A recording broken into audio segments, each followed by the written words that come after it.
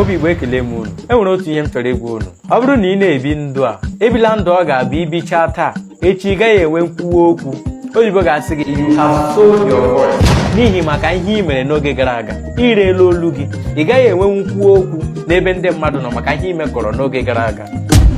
biko ihe ọbụla ị na-eme taa sị kpachakwara anya echi dịkwa ime o nwere ike mụọ ihe na-etu ya anya biko kwa makwara nke ị na-eme taa dosakwa aka gị ọcha agaghị m agwa gị ugboro abụọ ebe taata aga m enye n'oge ara pụtawa n'ezi ụmụ amadi na-echu Ụda nsọ